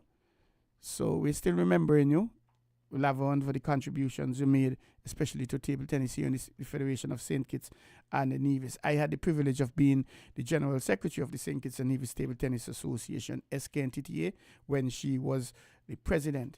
And happy belated birthday to those persons who celebrated between last week, Wednesday, and yesterday.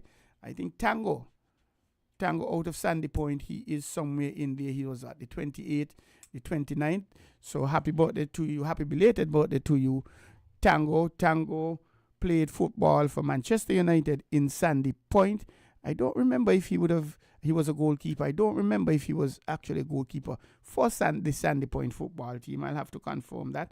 But he was a sportsman of sorts. And all he had to do, he didn't even have to tiptoe. And his head was put in the bar. And president for life for the SL Hartsford St. Paul's Football Club, Donald Banger Freeman. I think his birthday was sometime last week as well, the 20-something. Happy belated birthday to you, Banger. And in the same breath, we say condolences to the community of St. Paul's and the SL Hartsford's St. Paul's United Football Club, because they have lost yet someone else. A few weeks ago, they would have lost the sister of the late Theo Clark.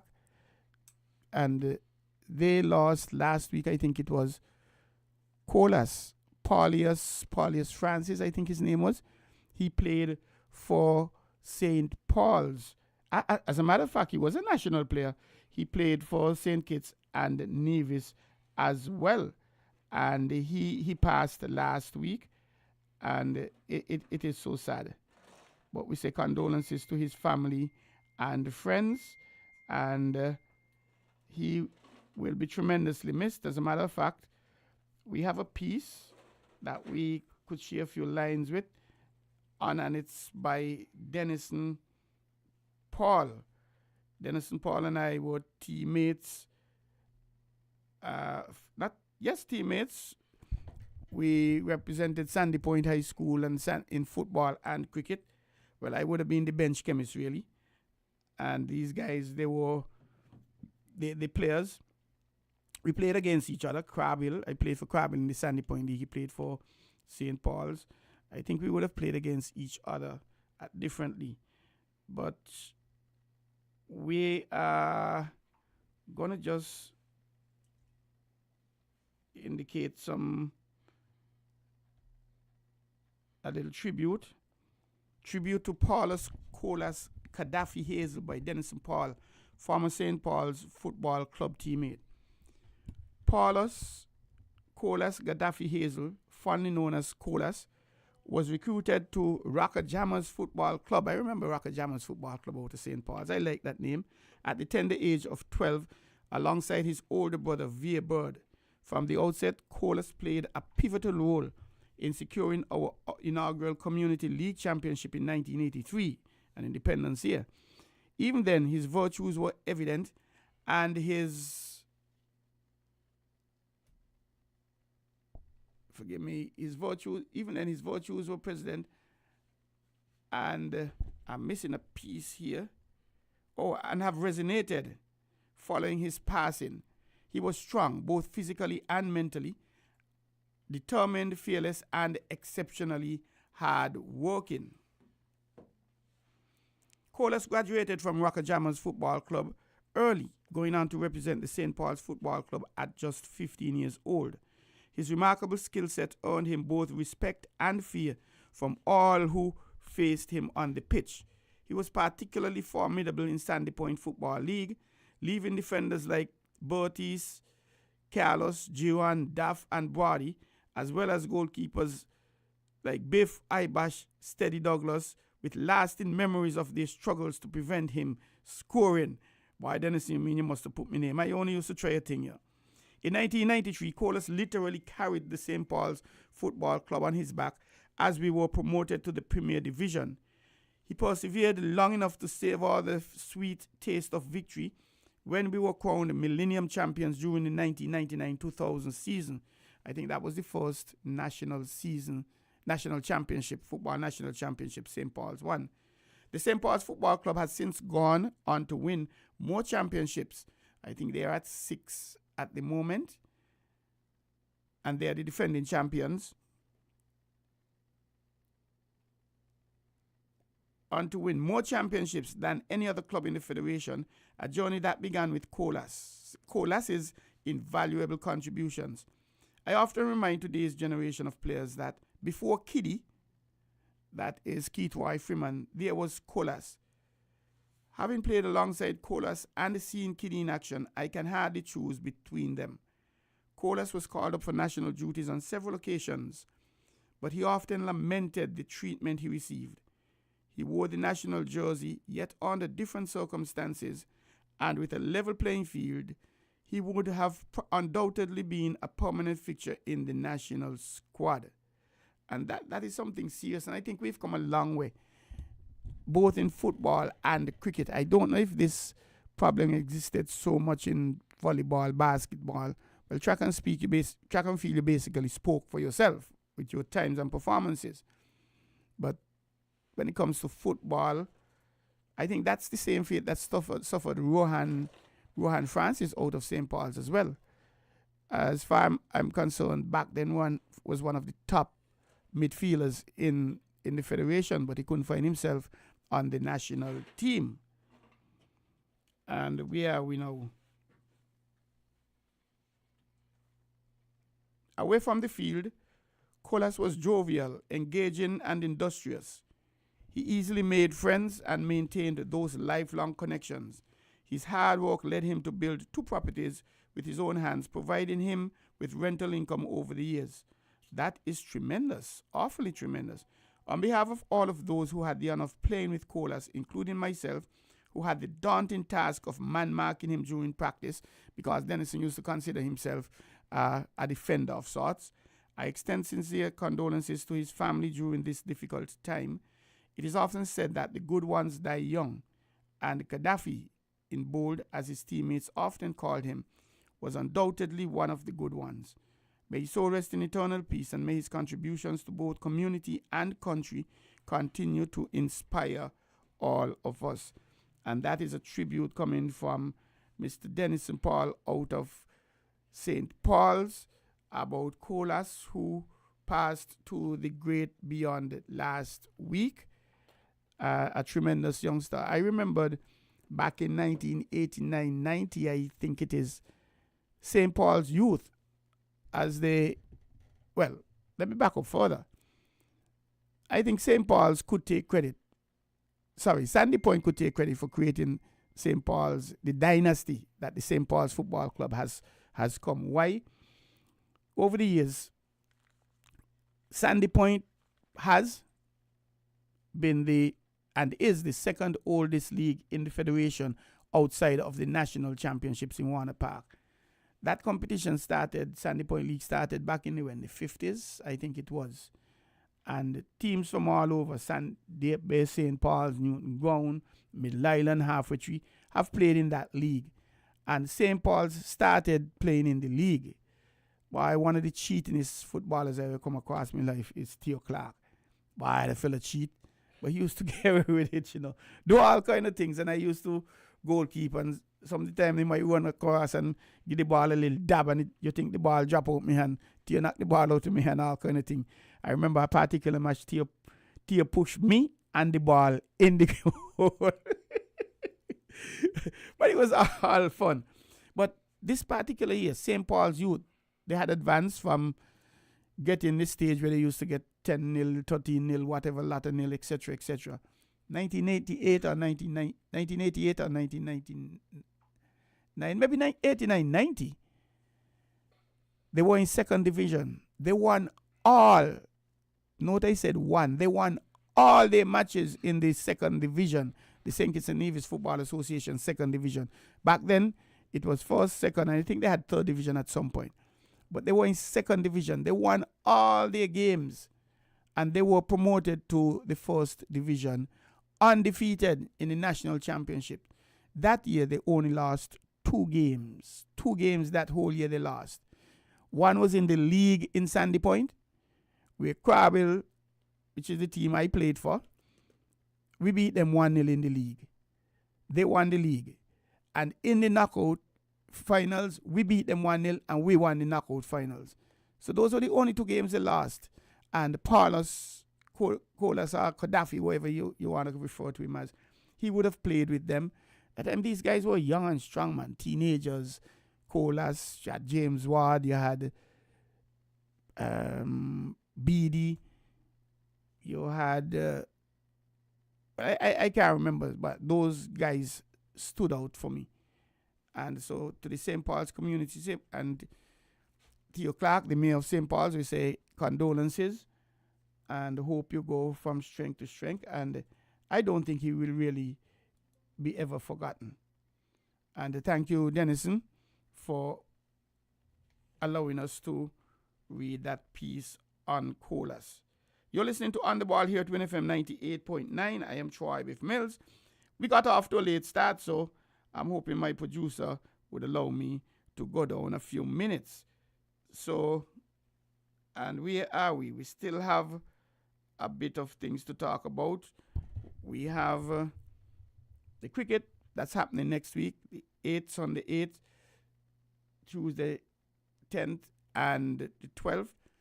The St. Kitts and Nevis Table Tennis Association, we were advertising an ITTF Level 1 coaching course that should have been starting on Saturday 7th of December, that's Saturday coming, and going down to next week, Tuesdays, a 5-day.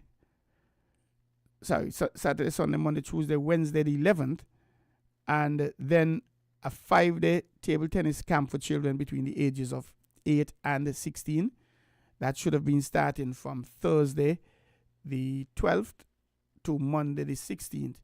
However, regrettably and unfortunately, most unfortunately and most regrettably, we have to cancel that course.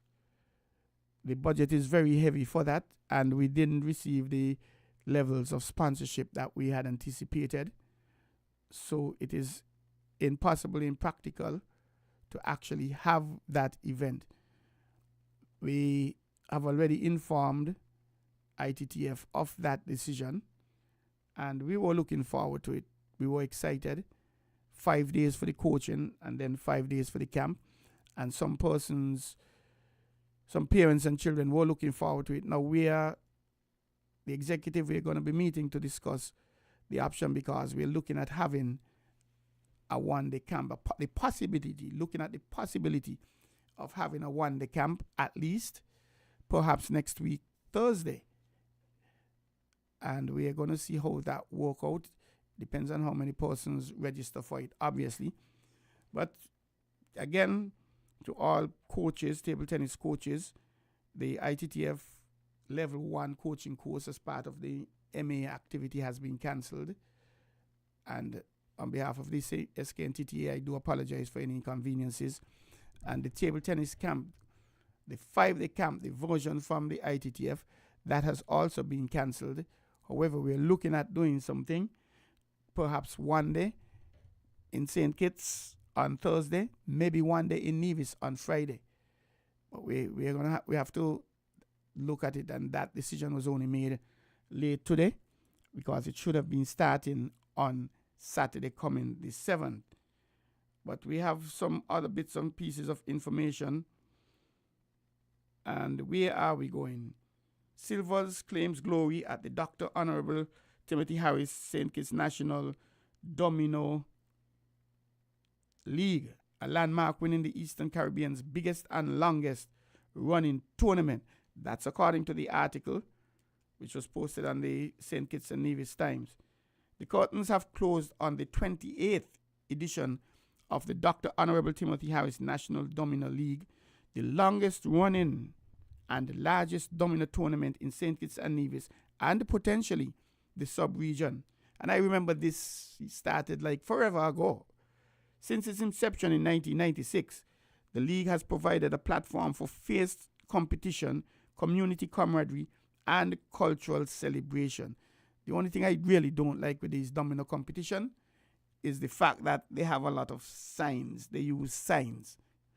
Some persons try to convince me, no, they're not signs, they are codes. But when I scratch my head to tell you I have a lot of sixes, I lean my head on one side to say, well, I don't have any more of those. And that has taken away from the art of domino.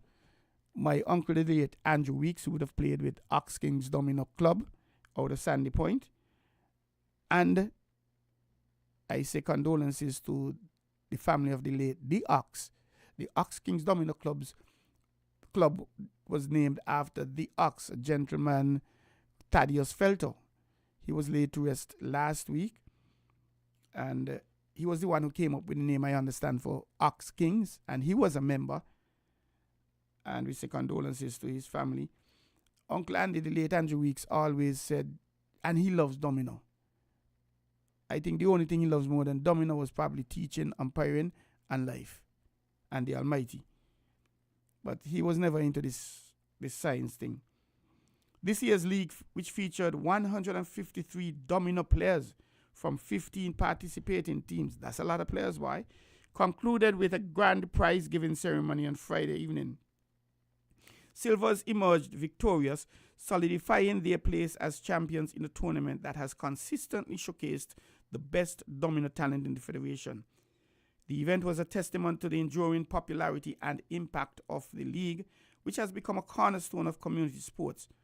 Players and fans alike lauded the league's founder and namesake, Dr. the Honorable Timothy Harris, for his unwavering support and vision in sustaining this remarkable sporting tradition for nearly 3 decades, and he must be commended for that. That is really tremendous. And we say the prize-giving ceremony was a vibrant affair marked by jubilant celebrations, heartfelt speeches, and the distribution of trophies and awards. The evening celebrated not only the winners, but the enduring spirit of the game, bringing together players, supporters, and community leaders. We say congratulations to Dr. the Honorable Timothy Harris, and thank you very much for sponsoring this league, sir. And it is important. I'm always encouraging persons to come on board, sponsor the national leagues, sponsor, I don't know, the St. Kitts and Nevis Association for Persons with Disability. Of course, sponsor On the Ball here at WINN FM 98.9, sponsor the St. Kitts and Nevis table tennis events. And speaking about that, we are having a national championship, the SKNTTA. We are having a national championship that's down in St. Paul's, Saturday and Sunday, the 28th and the 29th of December. So today we're having veterans or masters, we're having seniors, juniors, youth, and we're entertaining the thought of having a cadet and a pre-cadet competition. That's 5-year, 6-year-old, because I'm a strong believer of getting people into activities. As Lester said earlier, a 10-year-old weightlifting, get them into these competitions early, into the grassroots program. So that's what we are thinking, and that is what is going to be happening. The Keon Falcons are the 2024 Inter-School Netball Champions. Victory sweet, and today we proudly celebrate our under-14 netball team who have battled fiercely and claimed their rightful throne as the 2024 Inter-School Netball Champions, which has been put on by the St. Kitts Department of Sport. I say congratulations to Director Jeffrey Hazel, as well as the Minister of Sport, the Honorable Samuel Duggins, and the team for putting on this. And not only netball, football. In the finals, our unstoppable Falcons faced the formidable Wolf Pack from Sadler's Secondary School. It was a hard-fought battle, but with determination, teamwork, and school pride, our girls emerged victorious, securing the championship and solidifying their place at the top. This incredible victory would not have been possible without the tireless efforts and the dedication of our head of physical education department and head coach, Mr. Denzel Stapleton, along with his committed coaching team. We also extend our heartfelt gratitude to our supportive parents who embraced the challenge and sacrificed their time for late practices and games. Your support has truly paid off. A special shout out to Naima Mitchum, crowned player of the match for her stellar performance and leadership on the court. Naima, you have made us all proud and shown what it means to embody the spirit of a Falcon. At Keon High School, we may face challenges, but victories like this remind us of our resilience and potential. Each achievement is a brick in the foundation we are building to make the CHS, the Keon High School, the greatest. To our students, staff, parents, and supporters, this win is for all of us.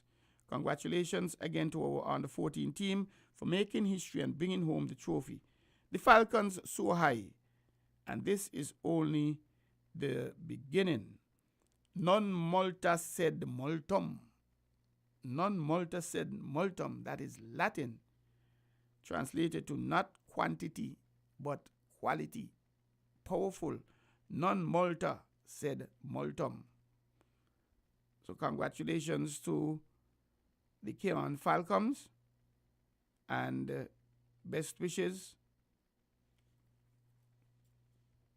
And where are we? Where are we now? How much time do we have? Well, we have 5 more minutes or thereabout.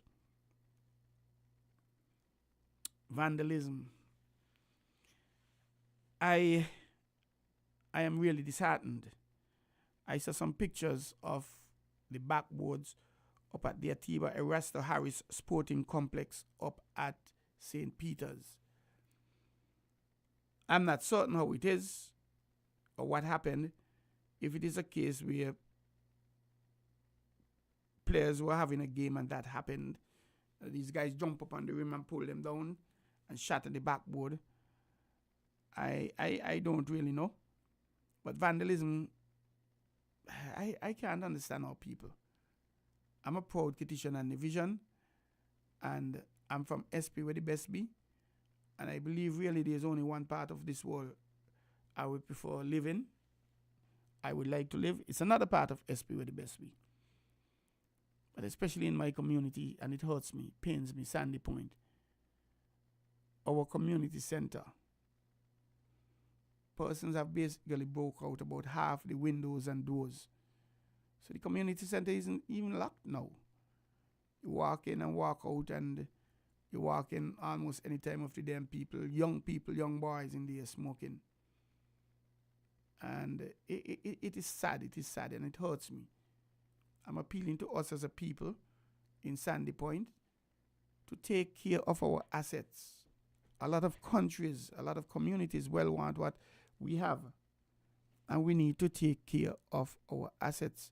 I'm referring directly, specifically now to the Sandy Point Community Center.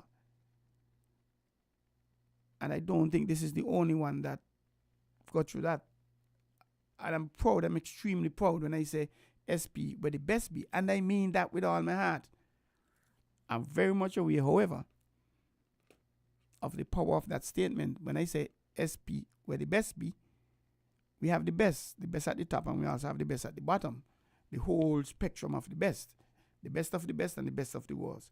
So I'm appealing to our colleagues, please, to fellow Sandy Pointers, to please discontinue the damage. And just before we head out, a tidbit: Craig Brathwaite, he surpassed Sir Garfield Sobers' record in the second test against Bangladesh at Sabina Park in Jamaica. He has now played in 86 consecutive test matches. That is Craig Brathwaite. Some people might say he should have been dropped a long time ago. Maybe if he was from another country except Barbados, that might have happened. I don't know. But he becomes the first West Indian player to play 86 consecutive test matches.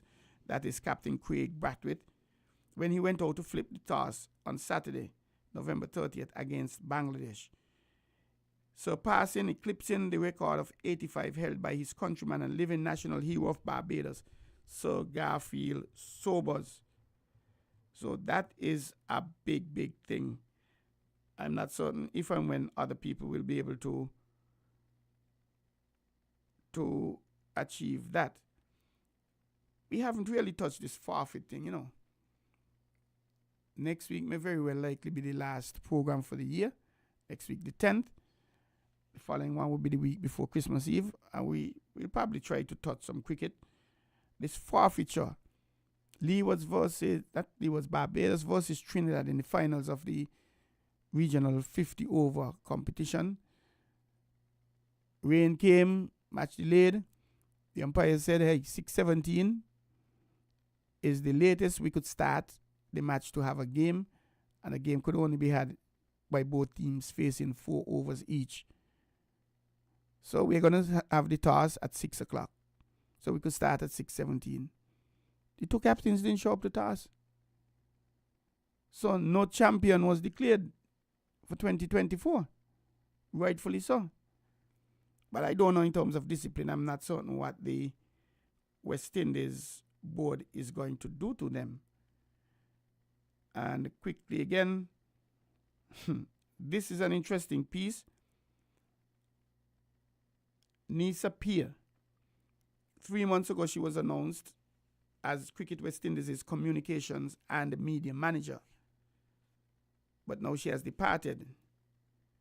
I quote, "It was a short innings, but today I announced my departure from Cricket West Indies.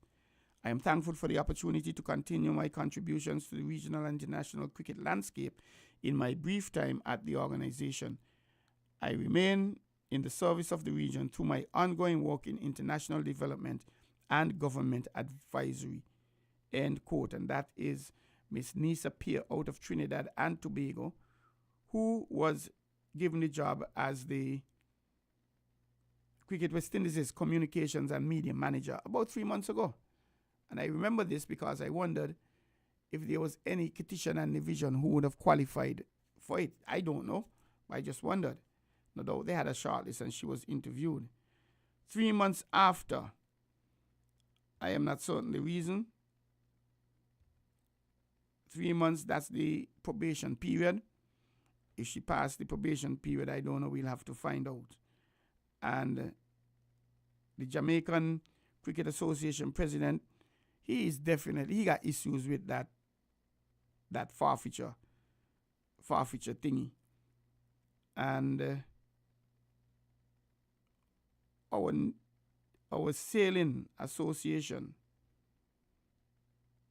the St. Kitts and Nevis Sailing Association, I am extremely impressed with them. If I had to vote for a National Association of the Year, I will vote for the St. Kitts and Nevis Yacht Club Sailing Association. They've been doing a lot of wonderful things. and they competed in the St. Martin Yacht Club Optimist Championship with top honors and awards. And that was the back end of November, pardon me. And the St. Kitts and Nevis would have had a few persons in competing. And we recall we had Commodore Nikhil Rogers here on the program a few weeks ago speaking about this. And actually one of our young sailors, if I'm not mistaken, came away with a medal of some sort. I'm trying to identify it, but I'm not at the moment. But we say congratulations to the sailors who went down. And these are young children, young sailors. And to the association for making it possible for them to go. And to the youngster, here we are. The last race of the event was won by Grayson Burrell from St. Kitts and Nevis, giving him a 6th overall place. So he won a race. Congratulations to you, Grayson Burrell. And that caused him to place 6th overall. So this is telling me we have a lot of talent here in St. Kitts and Nevis. And we wish them all the best. And I don't like this sad news, but I have to end on a sad note. Winston Wade Davis, he passed last week, and that is really sad. He played cricket for the Molyneux Cricket Club, and the Molyneux would have won the championship with him playing. And he also represented St. Kitts and Nevis in the Leeward Islands tournament. I think did he captain St. Kitts and Nevis? I'm not certain. But I think he also played for Leeward Islands. So we say condolences to the family of the late Winston Wade Davis and the Molyneux community. Our sportsmen are going quick and furious. He's gone on the heels of the late Jabbo Trapman, who would have gone a few weeks ago. But condolences, Gish and Livingston Harris down there in St. Thomas, who would have played with Wade Davis, batting at number 3. I think he opened sometimes, and I believe he was an off-break bowler of sorts. But it's sad we're losing our sportsmen, but that is a part of life. Again, condolences to him. And we invite you to tune into On The Ball next week, Tuesday, God Spear, which will probably be our last edition for 2024. And it was indeed a pleasure. We say thank you to the St. Kitts and Nevis Weightlifting Association for being here with us this evening. Congratulations to the new executive of the St. Kitts and Nevis Table Tennis Association. The St. Kitts and Nevis Olympic Committee. Congratulations to all who voted in last week, Thursday. And to the SKNTTA, a reminder that the ITTF Level 1 coaching course and the table tennis camp have both been cancelled. And we do apologize for any inconveniences that may have been caused. And regrettably, we have had to make that decision because of the lack of funding, the lack of sponsorship for that. As I slip away, I thank my producer. I thank you for listening. And I invite you to come on board as a partner and sponsor On The Ball here at WINN FM 98.9. Give us a call on Marketing Department, 466-9586. And we will be able to work something out for you and come to some agreement and have you be a part of the program. It's Christmas and Carnival. We're getting into Christmas. It's Carnival season. I'm encouraging all of us to be safe, to be vigilant, especially when we're driving, even as pedestrians. If you're drinking, don't drive. If you're driving, don't drink, please. The life you save might be your very own. And remember those who don't have much. Share something with them. Give them a little something. Remember, Lord God has a song. And when you eat your Christmas ham, remember those who poor and save back something just in case they show up by your door. This is a time for giving. It is a time for love. The Bible says, when we feed them, we serve the one above. So remember those who are not in such a good position as we are. Congrats to you again for achieving anything. Condolences on your bereavement. And always be positive in your thoughts, in your words, in your actions. Have a good night. Troy Bif Mills slipping away from On the Ball at WINN FM 98.